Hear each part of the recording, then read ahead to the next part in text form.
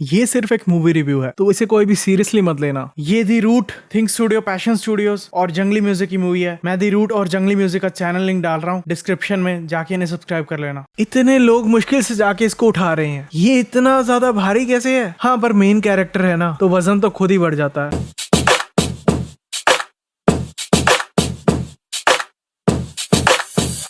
Boom guys, क्या चल रहा है? तो आज इस मूवी को हम सीन करने वाले हैं, उसका नाम है महाराजा। और ये मूवी है एक बार्बर के बारे में, जो दुकान होने के बावजूद कस्टमर्स के पास जाके उन्हें सर्विसेज प्रोवाइड करता है, जैसे बियर्ड शेव, स्किन शेव, कॉम्बो शेव, Fatality. रेगुलर कस्टमर्स को तो बैक मसाज भी मिलती है। ये बेचारा इतनी मेहनत करता है, फिर भी दुकान पे रखे हुए एम्प्लॉई इसको ताने मारते हैं। तुम्हारा नाम तो फुर्सत रखना चाहिए था। पर इसकी जिंदगी ही चेंज हो जाती है जब इसका डस्टबिन चोरी हो जाता है। लक्ष्मी मेरी घर की देवी है सर। कचरे का डिब्बा सर लक्ष्मी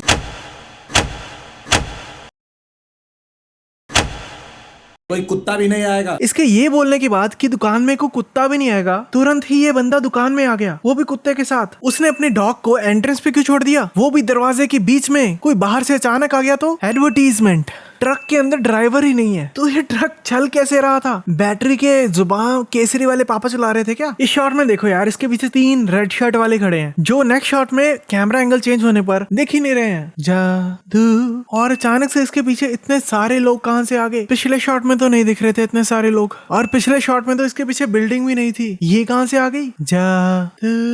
मेरा नाम ज्योति है। इस नरेशन को सुन के क्राइम पेट्रोल की याद आ रही है। उसमें भी स्टार्ट में जिससे इंट्रोडक्शन करवाते हैं सब चीजों की, उसके साथ ही बुरा होता है ज्यादातर। पीछे देखो यार, ब्लैक बोर्ड पे क्या लिखा हुआ है? Hello, I am Magnus Carlsen, code by Magnus Carlsen. Lol. ये नरेशन में बोल रही है कि इसे कोई और टीचर पसंद नहीं करता सिवाय एक को छोड़ के, आसिफा। पर उसमें कोई खास बात नहीं है, वो तो इसे पसंद करेगी क्योंकि वो पीटी टीचर है और इसका इंटरेस्ट भी सिर्फ स्पोर्ट्स में ही है। क्या इस मूवी के कैरेक्टर को भी नरेशन सुनाई दे रही है? इसने अभी मेंशन किया है लक्ष्मी को नरेशन में, और ये पूछ रही है ये लक्ष्मी कौन है? ये बंदा इसे इतने लोगों के बीच में रोक के पूछ रहा है कि लक्ष्मी कौन है। इन शॉट्स को देख के लग रहा है रोज ही किसी ना किसी को इसको अपनी स्टोरी सुनानी पड़ती है। उस कचड़े के डिब्बे का नाम लक्ष्मी है क्या? इसे कैसे पता कि लक्ष्मी कचरे का डिब्बा है? इस लड़की ने तो इसके सामने उसे कचरे का डिब्बा नहीं बुलाया होगा। ये तो लक्ष्मी को तिलक भी लगाती है, तो ये उसे कचरे का डिब्बा तो नहीं बुला सकती है। तो इसे पता कैसे लग गया कि वो कचरे का डिब्बा है? मैंने चेक किया है, ये सही में किसी का असली नंबर है, और जिसका ये नंबर है वो एक स्कैमर है ट्रू कॉलर के हिसाब से। कौन कुत्ता इस दुकान में आएगा? जब महाराजा किसी और के लिए काम करता था तब भी इसे यही सब सुनने को मिलता था, और अब इसने खुद की शॉप खोल ली है तब भी इसे वही सब सुनना पड़ रहा है। कौन कुत्ता इस दुकान में आएगा? और 2 कस्टमर्स बाल कटवाने के लिए बैठे हुए हैं और एक पीछे वेट कर रहा है, फिर भी ये ऐसी बातें कर रहा है। ऐसे तो मत ही करो, तुम ही से बात कर रहा हूँ भाई कम से कम सर ही हिला दो। और नरेशन के हिसाब से महाराजा इसका फ्रेंड है, साइलेंट फ्रेंड। ज्यादातर कस्टमर्स भी महाराजा खुद ही हैंडल कर रहा है, और ये बंदा इतना भी नहीं है कि साथ में थोड़ी बहुत हेल्प ही करवा देगा। अपना आराम से न्यूज़पेपर पकड़ के बैठा है, थप्पड़ तो टच भी नहीं हुआ उसको, पर फिर भी उसने एक्ट ऐसे किया जैसे बहुत जोर से पड़ा हो थप्पड़। कहने को तो इसका स्कूल टॉप 10 में है, फिर भी सारे स्टाफ के सामने ऐसी हरकतें कर रहा है ये बच्चों के साथ। ये मत समझो कि ये बच गई। अच्छा, इसकी कोई गलती नहीं थी और अब इसे ये बात का पता भी लग गया है, तो फिर इसे दोबारा बोलने की क्या जरूरत है? आगे कभी पकड़ी जाएगी तो सीधा टीसी दूंगा। आगे कभी पकड़ी जाएगी, ये तो ये तब बोल सकता था अगर इस लड़की ने सच में कुछ गलत किया होता और ये इस लड़की को वार्निंग देके छोड़ रहा होता, पर इसने तो कुछ गलत किया ही नहीं है। सॉरी नहीं बोल रहा और ऊपर से इसे और डांट रहा है बेफालतू ही। इतना तो इसने उस बच्चे को नहीं बोला जो एक्चुअल में कल्प्रिट है, जितना ये इस लड़की को बोल रहा है, क्योंकि ये लड़की मूवी के मेन कैरेक्टर्स में है, तो इसके लिए हमें ज्यादा बुरा लगे। इस बंदे की ग्रिप इतनी ज्यादा स्ट्रॉन्ग कैसे है? इसे इतने सारे बंदे पीछे से खींच रहे हैं पर फिर भी इसे छुड़ा नहीं पा रहे हैं, और जिसको इसने होल्ड किया है इस सीन में वो देखने में भी बहुत ज्यादा स्लिपरी लग रहा है। इस पे कोई अच्छे से ग्रिप बना भी नहीं सकता, चाहे वो बहुत ही ज्यादा स्ट्रॉन्ग क्यों ना हो। और ये तो कम से कम 40-45 साल का आदमी दिखाया है मूवी में, जो रेगुलर स्ट्रेंथ ट्रेनिंग भी नहीं कर रहा है, तो इसमें इतनी ज्यादा पावर कैसे आई है कि ये इतनी जोर से खींच रहा है? देखो ऊपर क्या हो रहा है, और अगर आप इस सीन को ध्यान से देखो ना तो आपको पता भी लग जाएगा कि इसकी ग्रिप अच्छे से नहीं बन रही है इस पे। ये कई बार अपने हाथ को छुड़ा के फिर अपने हाथ को दोबारा रख रहा है ग्रिप बनाने के लिए, और उस दौरान भी इसको पीछे वाले लोग खींच नहीं पा रहे हैं। इतनी ज्यादा अकड़ मार रहा था ये बंदा, पर इसकी अकड़ कुछ ज्यादा इजीली और कुछ ज्यादा ही जल्दी नहीं निकल गई। पहली बार एक सप्ताह मेरे पापा 15 मिनट हो गए हैं और अभी तक ये नरेशन ही चली जा रही है। ज्योति पीछे देखती है और अपनी सहेली को हाय बोलने के लिए हाथ हिलाती है, और आगे से इसकी सहेलियां भी हाथ हाथ हिलाती हैं। पर ये वाली लड़की हाथ हिलाना तब शुरू करती है जब वो पीछे देखना ही बंद कर देती है। और ऐसा भी नहीं है इसने पहले नहीं देखा था ज्योति को, पहले भी ये उसकी तरफ ही देख रही थी। शायद इसका साबुन स्लो होगा बेचारी का। अभी तो ज्योति गई हुई है ट्रिप पे, पर वैसे भी ज्योति के पापा 10 बजे के आसपास ही दुकान बंद करते हैं। मतलब इनकी एक अकेली लड़की है जो अकेली घर में रहती है, जितने टाइम ये घर पे नहीं जाते हैं। ऐसा भी नहीं है कि इनका घर बहुत ही अच्छे एरिया में है कि टेंशन लेने की जरूरत ही नहीं है, आसपास लोग हैं। इनके घर के तो आसपास कोई घर भी नहीं है। उस हिसाब से ज्योति के फादर को जितना जल्दी हो सकता है अपना काम खत्म करके घर पे जाना चाहिए ज्योति के पास। पहले इसने अपने काम पे चश्मे की चोरी की, अब ये उसी चोरी किए हुए चश्मे को लेके आया है और उसे तोड़ भी दिया। अगर चश्मा बेचना भी नहीं था, पहनना भी नहीं था, तो चोरी क्यों की? ये बंदा दीवार से बहुत ही दूर खड़ा था, तो इसका हाथ भी दीवार से बहुत ही ज्यादा दूर था, पर फिर भी इसका हाथ इसके चश्मे के साथ दीवार के पास पहुंच गया। ये बंदा अकेला इतने बंदों को कैसे पेल रहा है? ये इतना स्ट्रॉन्ग तो लग भी नहीं रहा देखने में। सभी फाइट करने अपने मुक्के लेके आ रहे हैं। ये टर्न बाय टर्न क्यों आ रहे हैं? एक एक करके सभी एक साथ जाओ ना यार। इधर इतना ज्यादा खून खराबा हो रहा है और पीछे वाले लोग देखो आराम से खड़े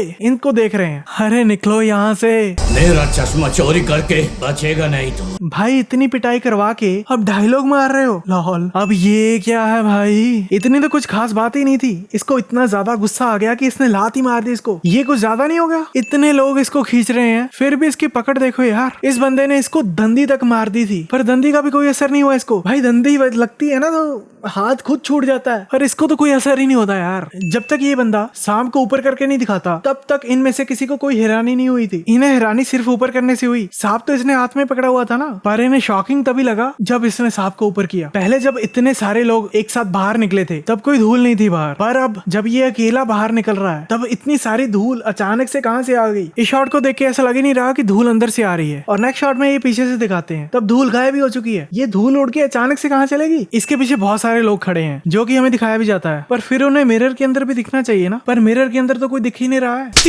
दैट स्लैप वाज पर्सनल। इस मूवी में ज्यादातर सभी कैरेक्टर्स को बहुत ही जल्दी गुस्सा आता है। अभी पुलिस वालों ने इन्हें सोना वापस दिया है, चाहे वो नकली है, पर अभी तक इन्हें ये बात पता नहीं है, तो इन्हें तो खुशी होगी ना। पुलिस वालों ने इन्हें सोना लाके दिया है इतना ज्यादा जो इनका चोरी हो गया था वापस। तो पुलिस वाले ने एक नॉर्मल सा सवाल क्या पूछ लिया, इसको इतना गुस्सा आ गया। इस सीन में पुलिस वाले की वॉइस खराब है, और मैं बता दूं मैंने सिर्फ हिंदी डब्ड देखा है, तो उसी में है ये खराब आवाज। चुराया 82 तोले। पुलिस वाला शॉट में बोल रहा है कि इस चोर ने 82 तोले सोना चुराया था, पर पहले उस बंदे ने बताया था कि उसका 85 तोले सोना चोरी हुआ है। क्या सर 85 तोले है सर? और जिनके पास इतना सारा सोना होता है वो उसे अच्छे से संभाल कर रखते हैं, पर इन्होंने एक ही साथ इतना ज्यादा सोना एक कबर्ड में रखा हुआ था और उसकी चाबी तक वहीं पड़ी हुई थी। ये बिलीवेबल नहीं है। चुराया 82 तोले और मिले 88 तोले। ये पुलिस वाला उस पे गुस्सा क्यों कर रहा था? उसने गलती से वेट बढ़ा दिया, पर पुलिस वाले ने तो इसको वेट ही गलत बताया था, क्योंकि इसने 85 को 82 बताया। इसने तो वेट कम ही कर दिया था, उसने कम तो नहीं किया, ज्यादा ही किया है ना। इस नमूने ने पुलिस वालों की टोपी क्यों डाल रखी है? सारे पुलिस स्टेशन वाले लोग बाहर खड़े होके इसकी चोरी क्यों सुन रहे हैं? इन्हें कोई और काम नहीं है? इस शॉट से पहले ये लोग सफाई कर रहे थे, तो इन्होंने सफाई करना क्यों बंद कर दिया? गन तो अभी भी इतना पड़ा हुआ है। महाराजा सब कुछ बता तो रहा है, अगर उसे नहीं बताने देना तो तुम ही बता दो ना, वो चुप हो जाएगा।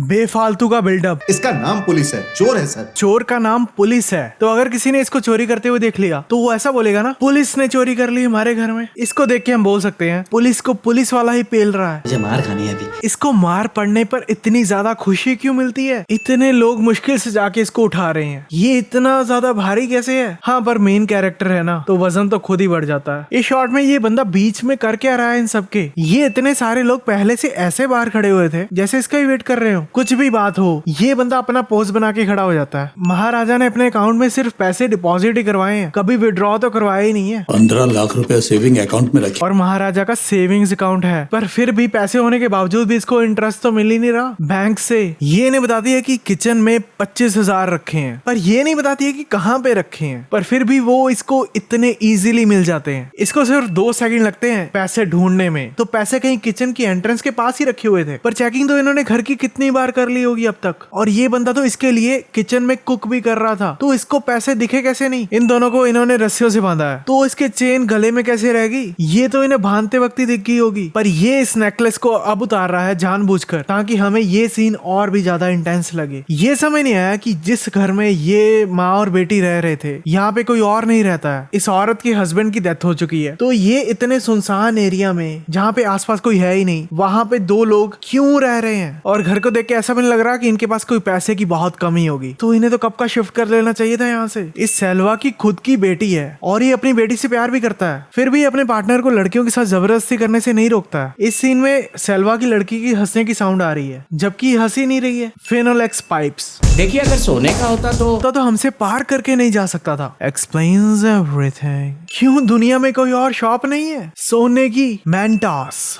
ये इन पुलिस वालों के ऊपर गरम चाय फेंक देता है, फिर भी ये पुलिस वाले खड़े नहीं होते हैं कितनी देर अपनी जगह से। ये इनकी पीठ भी अच्छे से चेक कर लेता है, फिर भी ये नहीं हिलते हैं कितनी देर। बीच बीच में जानबूझकर पास्ट दिखाया जा रहा है ताकि ऑडियंस की कंफ्यूजन बनी रहे। ये अभी पास दिखा रहे हैं, तो उस हिसाब से ये घर बहुत ही अच्छा बना हुआ है। अगर इन्होंने इतने पैसे ही लगाए थे घर पे, तो लोकेशन भी कोई ढंग की तो चूज कर लेते। ये बंदा चोरी करने आता है कि मुफ्त का खाना खाने आता है? और ये कुछ खास काम भी नहीं करता है चोरी के टाइम पे, ज्यादातर काम तो बाकी लोग ही कर रहे होते हैं जो इसके साथ आए होते हैं। तो ये साथ में आता ही क्यों है? प्लान बना के उनको बता दिया करे, यहाँ अपना घर से डिनर करके आया करे। इसने चोट के ऊपर पट्टी लगाई है, पर टेप देखो यार, ऊपर ढंग से चिपकी तक नहीं है। इस टेप की लेंथ भी पूरी पूरी है। अगर इसे ऊपर से दबा के चिपका भी दिया ना, तब भी ये ज्यादा टिकने नहीं वाली है, उतर ही जाएगी ये जल्दी। इन सब लड़कियों का कंपटीशन करा रहे हैं, मतलब इससे पहले इन्होंने प्रैक्टिस की होगी काफी, पर इन्हें भागते हुए देखकर ऐसा लग रहा है जैसे आज से पहले ये लड़कियां कभी भागी ना हो। कल ही मैंने 2 बार फोन किया, तुमने उठाया नहीं। ज्योति ने कॉल रिकॉर्डिंग्स पहले भेजी होंगी जब वो ट्रिप पे गई थी, पर ये कॉल रिकॉर्डिंग्स हमें ये अब सुना रहे हैं। ठीक है, पर ज्योति ने अपनी पुरानी कॉल रिकॉर्डिंग्स में ऐसा क्यों बोला था कि मैंने 2 बार आपको कॉल की थी, आपने उठाई नहीं? फोटो भेजो मुझे। लक्ष्मी की फोटो मांगी थी, वो भी नहीं भेजी। और उस टाइम पे महाराजा ज्योति को लक्ष्मी की फोटोज क्यों नहीं भेज रहा था? उस टाइम पे तो महाराजा की लाइफ में कोई प्रॉब्लम्स ही नहीं थी जब ज्योति ट्रिप पे गई हुई थी। प्रॉब्लम्स तो महाराजा की लाइफ में ज्योति के ट्रिप से वापस आने के बाद शुरू हुई। इन्होंने रिकॉर्डिंग में जानबूझ के ये सब ऐड किया है कि ज्योति ने कल 2 बार कॉल की और इसने उठाई नहीं, ताकि ऑडियंस कभी ऐसा सोचे ही ना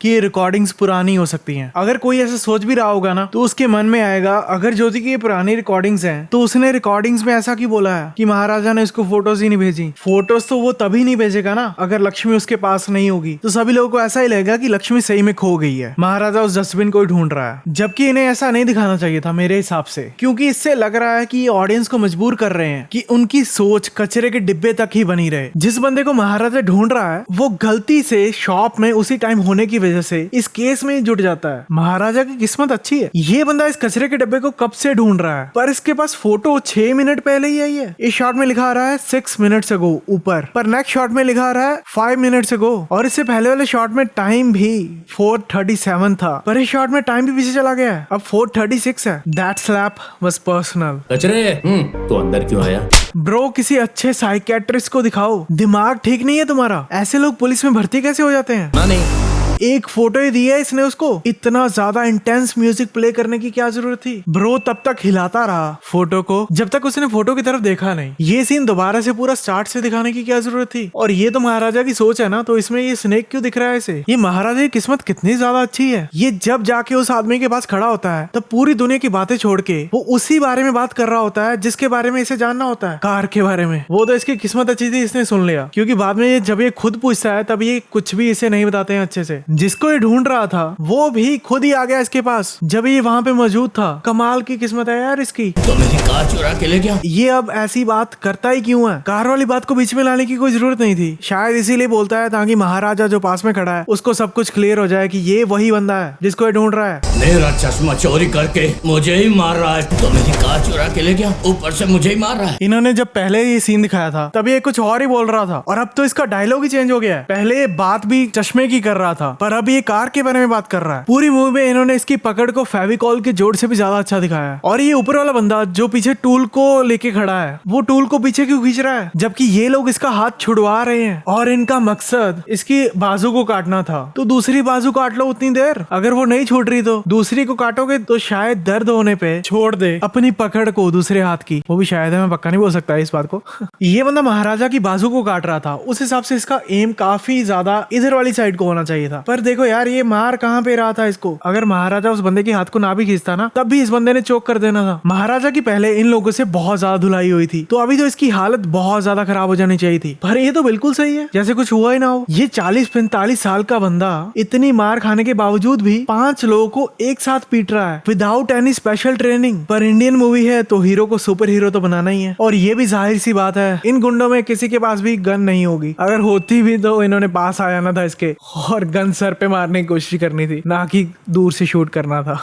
इस मूवी में अगर ये सारे मर्डर्स प्लानिंग के साथ करते हुए दिखाते इसको, तो ज्यादा मजा आना था मूवी देखने में। पर इन्होंने इसको सीधा घुस के मारते हुए दिखाया सबको, जो कि एक बंदे के लिए, वो भी बिना ढंग के वेपन्स के, पॉसिबल नहीं है। हीरो सिर्फ मेन बंदा ही थोड़ी बहुत फाइट ले पाएगा। क्लीशे। ये बंदा जो इसके पीछे खड़ा है, उसने अभी तक महाराजा से फाइट क्यों नहीं ली है? अगर ये बंदा चाहता तो इधर ही महाराजा को मार सकता था, पर नहीं। महाराजा की इतनी ज्यादा पिटाई हो चुकी है और इस बंदे ने अभी कट मारा है इसकी पीठ पर फिर भी ये आराम से खड़ा हो पा रहा है। भाई ओलंपिक्स में चले जाओ यार, पक्का गोल्ड लेके आओगे। इस शॉट में महाराजा इसकी आर्म्स को ऐसे घुसा देता है अंदर को, पर इसके नेक्स्ट शॉट में इसकी पोजीशन ही चेंज हो जाती है, पता नहीं कैसे। फिर इससे अगले शॉट में फिर से वही पोजीशन हो जाती है जो पहले थी, और नेक्स्ट शॉट में फिर से चेंज हो जाती है।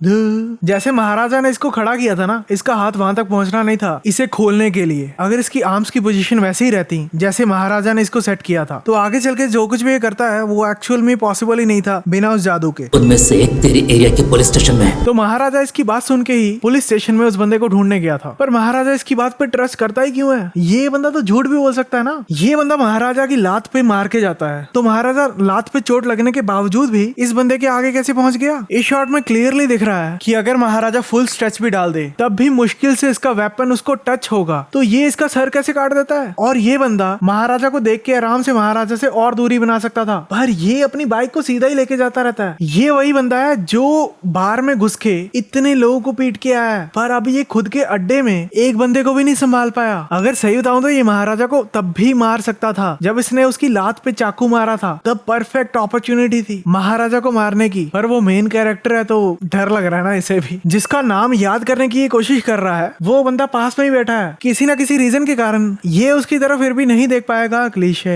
जब इन्होंने जूम इन किया था तब बुक कोई और थी, और अब जूम आउट किया है तो बुक ही चेंज हो गई, और नेक्स्ट शॉट में फिर जूम करने पर फिर वही पुरानी बुक आ गई है। नेक्स्ट शॉट में फिर जूम आउट करने पर फिर चेंज हो गई है। इसके लिए पैसों की कमी नहीं हो, चाहे कितने भी करोड़ लग जाएं, ये डॉक्टर, कलेक्टर, इंजीनियर जो पढ़ना चाहेगी पढ़ाएंगे। उसके लिए चाहे कितने भी डॉक्टर्स, इंजीनियर्स और कलेक्टर्स मारने पड़े, ऐसे बोलो। इस बंदे ने कितने दिनों से अपनी शर्ट ही नहीं चेंज की है। पहले कितने टाइम पहले भी इसको दिखाया था, तब भी इसने यही शर्ट डाली हुई थी। इन्होंने फोटो में जितना बेकार दिखाया था ना ये नेकलेस, ये तैयार होके उससे भी बेकार लग रहा है। फोटो में भी ये अलाइन नहीं थे रेड डायमंड्स, और अब भी नहीं है। चलो ठीक है, पर इन्होंने तो प्रॉपर फिनिशिंग तक नहीं की। अगर ध्यान से देखो तो इस नेकलेस की फोटो में तो इधर पैर में भी रेड डायमंड लगा हुआ था, पर इसको अब दिया है ये नेकलेस बना के, तो यहाँ पे डायमंड ही नहीं है। धोखा हो गया इसके साथ। तो इस शॉट में देखो कुत्ता सेंटर में पड़ा हुआ है, पर इसके अगले ही शॉट में देखो अचानक से कुत्ते की पोजीशन ही चेंज हो गई है। इस कुत्ते को मूव करते हुए तो दिखाया नहीं है इन्होंने, और ना इतना टाइम था कि ये मूव कर सके, तो इसकी अचानक से पोजीशन कैसे चेंज हो गई? सेल्वा शॉप में आके इतनी ऊंची अपना एड्रेस बता रहा है ताकि महाराजा इसका एड्रेस सुन सके। वैसे तो महाराजा किसी से ज्यादा बात नहीं करता है, तो इससे ये इतने सवाल क्यों पूछ रहा है? ऐसा भी नहीं है कि ये इसको जानता हो, इसको ये पहली बार मिला है। अच्छा, जब ये कॉल पे बात कर रहा था तभी एंट्रेंस की तरफ देखकर भी बात कर सकता था ना। ये दीवार की तरफ क्यों देख रहा था? अगर एंट्रेंस की तरफ देखता तो इसे पता ही लग जाता, कोई भी आता तो। कोई झुमरू तो है नहीं इस मूवी में जो दीवार से निकल कर आ जाएगा। इस शॉट में जब ये स्टैंड लगा रहा है तब पीछे कोई भी कार फ्रेम में भी नहीं है, पर नेक्स्ट शॉट में जूम करने पर एक कार दिख रही है और इतनी आगे पहुंच भी चुकी है, जबकि पीछे ट्रैफिक बहुत ही स्लो जा रहा है। पुलिस एग्जैक्टली उसी टाइम पे आती है ताकि विलन को लगे कि हीरो की इसमें इन्वॉल्वमेंट होगी। क्लीशे।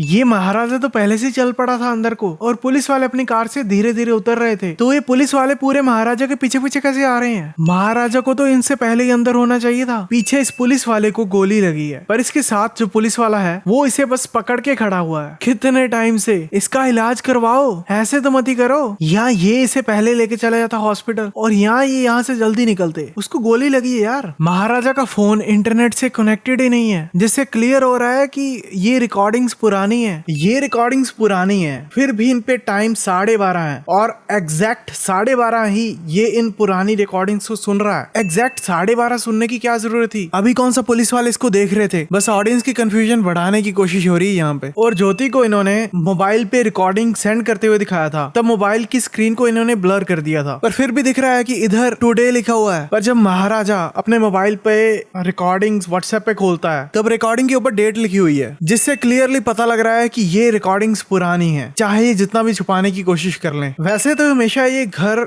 10 बजे के आसपास पहुंच जाता था, पर आज इसकी लड़की ने घर पे आना है, वो भी एक हफ्ते बाद, पर फिर भी ये इतना ज्यादा लेट हो गया। और अगर इसे ज्योति के लिए शूज लेने थे तो आज के दिन तो ये दुकान जल्दी बंद कर सकता था, या बीच में अपना काम छोड़ के शूज लेने चले जाता, क्योंकि ज्योति ने तो उसे सुबह ही मैसेज कर दिया था कि उसे शूज चाहिए रीबॉक। ये सेल्वा इतनी जल्दी जेल से कैसे छूट गया ये दिखाया ही नहीं है। इसने और इसके साथियों ने इतने लोगों के साथ इतना गलत किया है, घर लूटा है इन्होंने घुस घुस कर, कितनी लड़कियों का रेप किया है और कितने लोगों का मर्डर किया है। ऐसे लोगों को तो फांसी की सजा मिलती है और यहाँ कभी जेल से छूटते ही नहीं है ऐसे लोग। पर इसे तो 14 साल से कम की सजा मिली है जेल में। 18/9/2009 को पुलिस इसको पकड़ के ले गई थी। ये कंफर्म होता है उस न्यूज़पेपर से जो उसी दिन इसने पढ़ा था। और 19 फरवरी 2023 को ज्योति ने मैसेज भेजा था अपने पापा को, और उसी दिन सेल्वा महाराजा के घर गया था। मतलब 19 फरवरी 2023 से पहले ये छूट गया था और 18/9/2009 को ये पकड़ा गया था। मतलब इसे 14 साल से भी कम की सजा मिली। बिलीवेबल नहीं है। जिस हिसाब से ये बंदा महाराजा के साथ बात कर रहा है, उसे सुनकर पता लग रहा है कि ये कचरे के डिब्बे के बारे में बात नहीं कर रहा है, जबकि इसे ये लगता है कि पुलिस वालों को नहीं पता है इसके बारे में, तो ये ऐसे बात क्यों कर रहा है। मूवी में बच्चे के साथ इन लोगों को गलत करते हुए दिखाया है जिसकी जरूरत नहीं थी। अगर ये ऐसा भी दिखा देते कि इन लोगों ने लड़की का हाथ या पैर काट ही दिया जिससे वो चल फिर ही ना पाती, वो भी बहुत था। पर मूवी में रेप को दिखाकर ऑडियंस को ज्यादा इमोशनल करने की कोशिश की जाती है और ये बहुत मूवीज में किया जाता है।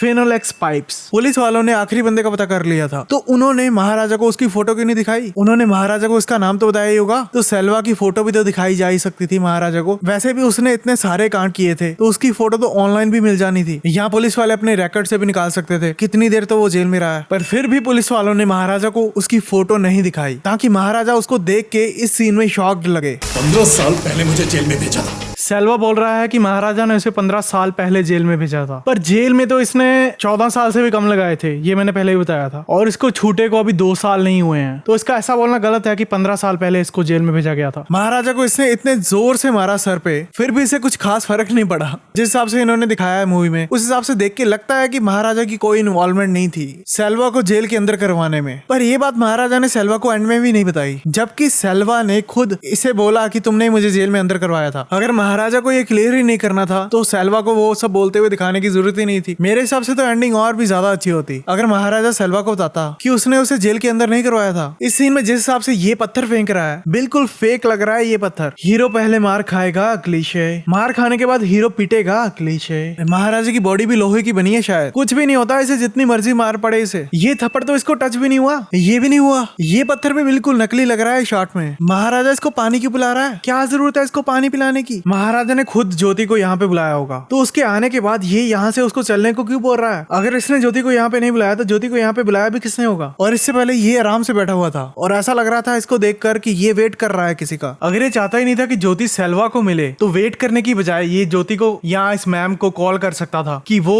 उसे यहाँ पे लेके ना आए। ये सारी ज्वेलरी ज्योति अपने साथ लेके आई है, पर इसने ये सब ज्वेलरी अपने घर से कब उठाई कि महाराजा के कॉल करने पर ये टीचर पहले ज्योति को उसके घर पे लेके गई, फिर ये ज्योति को यहाँ पे लेके आई, जो कि बहुत ही अजीब है क्योंकि ज्योति अभी ढंग से चल नहीं पा रही है। तो पहले इसके घर जाना, ज्वेलरी उठाना और यहाँ पे आना बहुत ही ज्यादा टाइम कंज्यूमिंग है। इतनी दूर से सेल्वा ने ज्योति के कंधे वाला निशान कैसे देख लिया? अच्छा, सेल्वा को सब कुछ पता लग गया, पर ये जरूरी नहीं था कि सेल्वा को एंड में सब कुछ पता लगे। खुद से इसको सब कुछ पता लगे, इसीलिए सब कुछ वैसा ही हो गया जैसा होना चाहिए था किस्मत से, और इसने मन में सब कुछ जोड़ लिया। अगर सेल्वा को पता ही नहीं लगता कि ज्योति इसकी लड़की है तो इसको क्या फर्क पड़ना था? इसको तो कोई फर्क ही नहीं पड़ना था। महाराजा इसको बिना मारे छोड़ के भी चला गया है। सेल्वा की लड़की को महाराजा ने पाला, उस वक्त सेल्वा जेल में था, ठीक है, पर इस लड़की के रिलेटिव्स ने कोशिश ही नहीं की कि एक बार भी मिलने की कोशिश करें महाराजा से। एक लड़की बची थी ना, वो लड़की तो कोई भी हो सकती थी और रिलेटिव तो इजीली पहचान भी लेते क्योंकि उन्होंने तो देखा होगा ना इसे। और महाराजा ने अपनी लड़की की डेड बॉडी को तो क्लेम किया होगा ना बाद में, तब सब कुछ क्लियर हो गया होगा कि जो लड़की की मौत हुई है वो महाराजा की खुद की लड़की है। ये चेन बिल्कुल मनहूस है, इस चेन ने किसी को चैन से जीने नहीं दिया। अगर आपको ये वीडियो पसंद आई तो इस वीडियो को शेयर और चैनल को सब्सक्राइब करना मत भूलना, और कमेंट करना कि आपको कौन सी वीडियो देखनी है नेक्स्ट, और मुझे फॉलो भी कर लेना ऑन इंस्टाग्राम @BollywoodSense। तो मिलते हैं अगली वीडियो में।